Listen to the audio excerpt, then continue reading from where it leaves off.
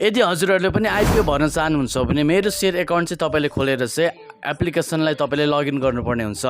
नमस्ते साथीहरू, आजको यस भिडियोमा चाहिँ मेरो सेयर एप्लिकेसन कसरी ओपन गर्ने, युजर नेम पासवर्ड हामीले कसरी राख्न सक्छौँ, आइपिओ कसरी भर्ने भनेर तपाईँलाई सम्पूर्ण जानकारी दिन गइरहेको छु। यसको निम्ति चाहिँ तपाईँले भिडियोलाई अन्तिमसम्म हेर्नुपर्ने हुन्छ। साथै भिडियोलाई एक लाइक गरी यस्तै जानकारीमूलक भिडियो हेर्न चाहनुहुन्छ भने यस च्यानललाई पनि सब्स्क्राइब गरी हामीसँग जोडिनु होला।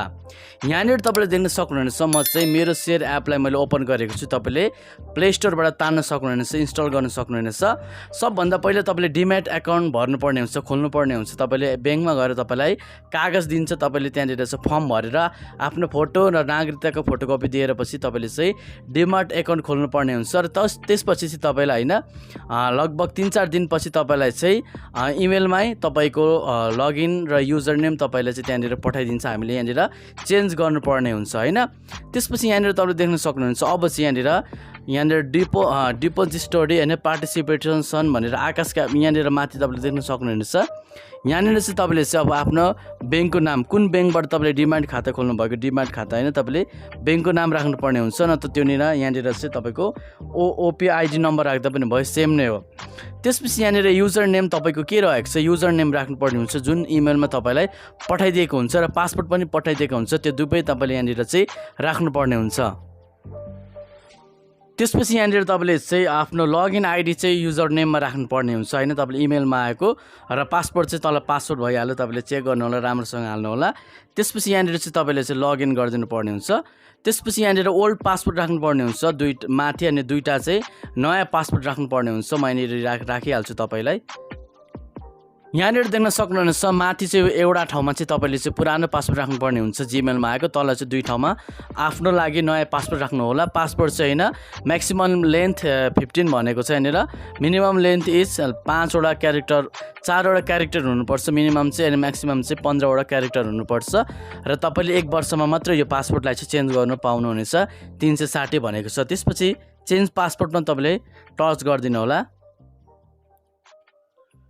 त्यसपछि तपाईँले मेरो सेयरमा फेरि पनि ब्याक भएर अब यहाँनिर चाहिँ तपाईँले युजर नेम र तल पासवर्ड दिनुपर्ने हुन्छ। भर्खरै मात्रमा तपाईँ हाल्नु भएको, र यहाँनिर रिमेम्बर लगइन आइडी भनेर लगइन गर्नुपर्ने हुन्छ। त्यसपछि न्यू ट्रान्जेक्सन पिन तपाईँले चाहिँ सेयर किन्दाखेरि तपाईँले चाहिँ आइपिओ भर्दाखेरि तपाईँलाई चाहिँ ट्रान्जेक्सन पिन तपाईँलाई चाहिन्छ। तपाईँले चाहिँ यहाँनिर तपाईँले ट्रान्जेक्सन पिन चाहिँ तपाईँले यहाँनिर राख्नुपर्ने हुन्छ। जस्तै म यहाँनिर चाहिँ ट्रान्जेक्सन पिन लगाइहाल्छु। ट्रान्जेक्सन पिन लगाइसकेपछि तपाईँले यहाँनिर चाहिँ दुईवटै सेम लाउनु पर्ने हुन्छ, सबमिट गरिदिनु होला। ट्रान्जेक्सन पिन ह्याभ सक्सेसफुली भनिसकेको छ, अब यसलाई डिसमिस गरिदिँदा पनि भइहाल्यो। अब तपाईँले चाहिँ ट्रान्जेक्सन पिन पनि लगाइसकेपछि फेरि ब्याक भएर यहाँनिर चाहिँ लगइन गर्नुभयो भने तपाईँ मेरो सेयरमा तपाईँ लगइन भइहाल्छ। तपाईँले पासपोर्टहरू जति राख्नु भएको थियो त्यो सबै तपाईँले कपीमा टिपेर सुरक्षित साथ राख्नुपर्ने हुन्छ। यहाँनिर एकछिन रिक्वेस्टिङ हुँदैछ। त्यसपछि यहाँनिर चाहिँ तपाईँले लगइन गरिसकेपछि फेरि पनि ब्याक भएर यहाँनिर सेट अफ फिङ्गरप्रिन्ट भनिरहेको छ। फिङ्गरप्रिन्ट हाल्ने कि नहाल्ने तपाईँले फिङ्गरप्रिन्ट पनि हाल्न सक्नुहुनेछ। म यहाँनिर देख्न सक्नुहुनेछ, जस्तै नहाल्ने हो भने नहाल्नेमा जस्तै मैले युज फिङ्गरप्रिन्ट गरेँ, तपाईँले यहाँनिर है फिङ्गरप्रिन्ट हाल्दा पनि भयो भने बायोमेट्रिक लगइन इनेबल भनेको छ। र होममा जानुभयो भने तपाईँ यहाँनिर माई सेयर्समा जानुभयो भने तपाईँको सम्पूर्ण कुराहरू यहाँनिर चाहिँ भइसकेको छ। अब तपाईँले यहाँनिर आइपिओ भर्न चाहनुहुन्छ भने यहाँनिर माई होइन आसमामा तपाईँले टच गर्नुपर्ने हुन्छ, यो पृथ्वी जस्तो ग्लोब भएको होइन। त्यसपछि यहाँनिर चाहिँ के आएको छ आइपिओहरू यहाँनिर सम्पूर्ण कुरा यहाँनिर तपाईँले चाहिँ देख्न सक्नुहुनेछ। एकछिन हामीले वेट गर्नुपर्ने हुन्छ।